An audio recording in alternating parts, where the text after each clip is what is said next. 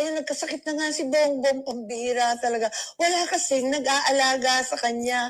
Sino ba dyan sa nakapaligid sa palasyo, sa dinami-dami ninyo, ang talagang nagmamahal sa kapatid ko? Yan lang ang tanong ko, no? Ang health niya, ang bibigay. Talaga naman. Kanya-kanyang agenda kayo dyan. Wala naman umaasikaso sa kanya. Kaya kung ako sa kanya, pangalagaan muna niya ang sarili niya. Magpalakas siya. Ayan, talikuran na niya lahat ng nakapaligid dyan sa palasyo. Panggulo lang yan, wala sa kanila ang talagang nagmamahal sa kanya. At ayan, habang may sakit siya, kung ano-ano namang ginagawa nitong mga feeling presidente. Naku! Okay. Ayan na Ano nga. masasabi niya? Acting. Okay, number 1. Amy Marcos, "Hay, ano ba yan? Yung mga nakapaligid sa kanya. Naku, wala naman nag-aalaga. Chuchu-chuchu." Bakit di mo pinangalanan si Lisa Tanas? Pinangalanan mo na nga si Lisa Tanas na addictus eh. Unang-una, hindi mo makita yung sincerity. Puro drama, nakikisakay ka lang. 'Di ba? Kasi galit na galit ang taong bayan sa kapatid mo. Then, bakit hindi I don't buy her BS, okay? Bakit hindi ko pinapaniwalaan yung mga ganong kadyatahang statement? Okay? Na, iwanan mo na yan, ganun, walang nag-alaga sa'yo, chuchu-chuchu. Kasi di ba ang press release ni Mangana, mahal niya yung bayan, ang kapatid ko, addictus benedictus, ang pamilya niya adik, umuwi na tayo ading, magpahinga ka na, chuchu-chuchu. Budol yon. Why? Ito dapat ang hindi nyo kalimutan, mga palangga. Na-meet ko si Amy Marcos sa Dahig nung ipinakalat ng mga grupo ng mga alpot na si Amy Marcos ang bringer of hope for the Dutertes, for PRRD, para mapalaya niya si PRRD. Anong petsa na? Nga mag-iisang taon na. Okay, bakit ko inuulit-ulit? Kasi kayo, baka mabudol na naman tayong muli. Kung mahal niya ang Pilipino, 'di ba, dapat pag leader ka or senador ka, lahat ng power mo, kapangyarihan mo bilang isang mambabatas, gagawin mo yung tama sa not only for maraming tao, kundi kahit sa isang tao. Meaning, kung may nakita kang na inapi, ginurgur o whatever, na may alam kang information, magsasalita ka. Right? Bakit ko pinapaalala sa inyo? Diba? Sabi ko, ang sabi niya, Marlica, yan ko, ba't ka ba galit na galit? Ganyan. Sabi ko na sa kanya, it's not about personal, it's about your bangag na kapatid na nangidnap, nagnanakaw katulad ng 2 batang menor de edad na kinidnap ng kapatid mo gamit ni Bangag Jr., ni Marcos Jr., gamit ang kapangyarihan ng batas. Binaliktad ang batas, inabuso ang batas. Yun ang sinabi ko sa kanya. Napo, sabi ko, si Lisa Tanas ay kasabwat. Sinabi ko, si Teddy Boy Locsin Jr., kasabwat. Sinabi ko, si Maria Lourdes Barcelon, kasabwat. Sabi ko, kawawa naman itong bababayan natin na si Sheena, hinarap ko pa sa kanya. Andun witness Inday Sara, na kinidnap yung 2 niyang anak, nangungulila siya sa kanyang anak dahil kinidnap gamit ang kapangyarihan ng AFP, lahat na, AFP, DOJ, Embahada ng Pilipinas sa Turkey, lahat na, mga kababayan. Anong ginawa ni Amy Marcos? Paano ako maniniwala sa kanya na para sa Pilipino? Meron ba siya na ginawa? And during that time, siya ang chair sa Committee on Foreign Relations. Meaning, sakop niya na pwede niya sanang paimbestigahan kung sino-sino pa ang mga naging kasabwat ng kanyang kapatid na addictus at ni Lisa Tanas para magnakaw nila, magawa nila ng panibagong passport, fake passport, okay? Ang 2 bata para madukot nila sa Turkey. Kaya paano ko maniniwala kay Amy Marcos? Inilapit ko sa kanya. Sabi ko pa sa kanya, sabi ko, ayan, kinidnap yung 2 anak. Sabi pa ni Inday Sara, nasa lunch kami noon. Basta doon sa restaurant. Ngayon sabi ni Inday, oo nga ma'am, ano, kawawa, ganun.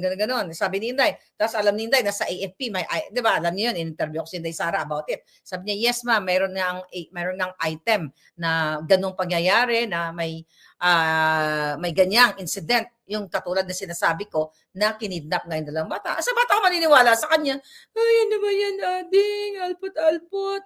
Wala ka naman makita ng sincerity. Puro drama-drama. Kaya I don't buy her BS. 'Di ba? Wag na kayong magpabudol muli. Ang dami 'yan. 'Di ba? I mean, kaya niya magbayad sa vloggers dahil may umamin mismo na vlogger diyan. Na double agent na nagpapanggap na mahal si Pangulong Duterte.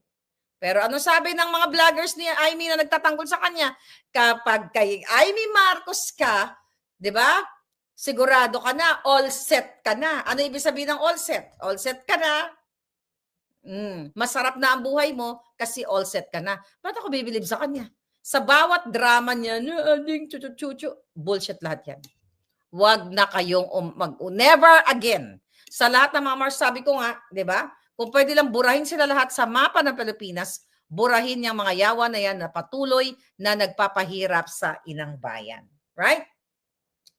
What else? Ano pa ang mga eksena natin dito? Now, mga kababayan, ganito pa rin ang issue natin sa bayan natin hanggat nandiyan ang mga bangag. Alright? Recently, by the way, nakita nyo ba yon mga palangga? Yung ating mga Ilonggong nating kababayan na rescue ng Chinese Coast Guard. Nakita nyo? Kaluluoy, mga kababayan ko pa naman. Di ba? At least, may mga nailigtas sila. So, ito. Napanood nyo ba to? Okay, save. Here we go. Ba't nandito si VP Sara? Library. Here we go. Panood niyo ba to?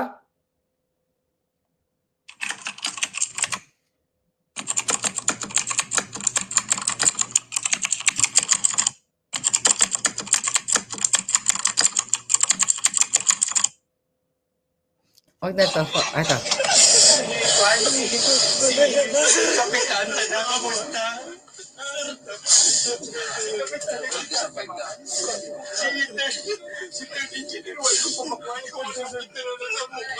Wawa naman, ano? Buti nakaligtas sila.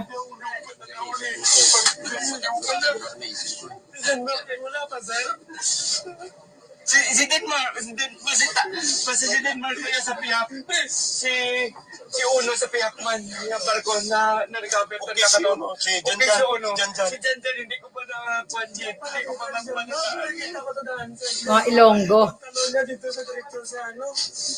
Pero ako sa live na apat na ito libre, wagi sila tama ka sila sir, dalawa sir, patay na dalawa. May namatay na dalawa. Wag lang natira si Uno na.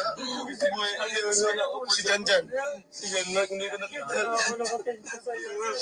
Makalalo, yung mga kababayan ko. Masalamat kita sa ilas. We are very thankful of Chinese Coast Guard. We are very thankful.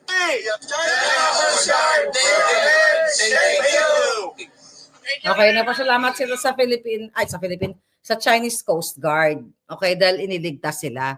Hirap talaga ng trabaho ng mga seaman. Pero napansin nyo, halos karamihan ng mga seaman, mga Bisaya, mga Ilonggo, no?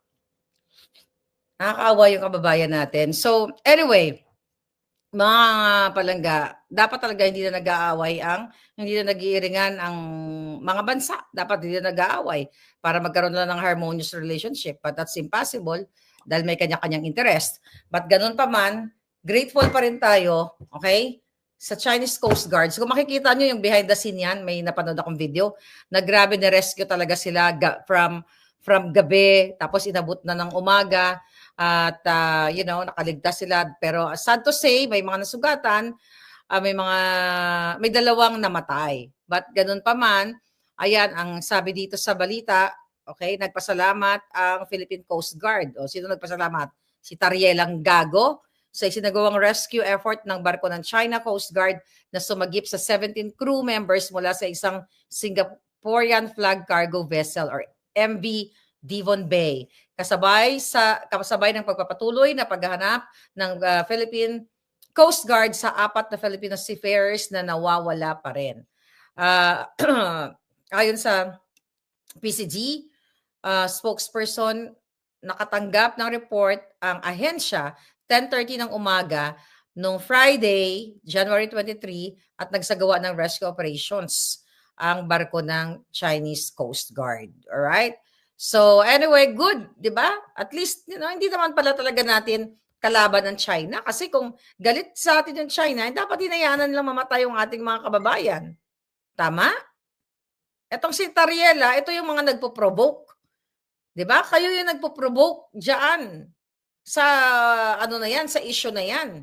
Imbis na, magkaroon ng diplomatic communication or talk or agreement, whatever, si Bangag, nagsiga-sigaan pa kayo, mga ulol kayo. 'Di ba? Nagbuli-buli pa kayo. Ngayon, kung hindi tinulungan yung mga kababayan natin, kung walang rescue, di namuyod na lang sila lahat. 'Di ba? Nakita nyo, mga kababayan?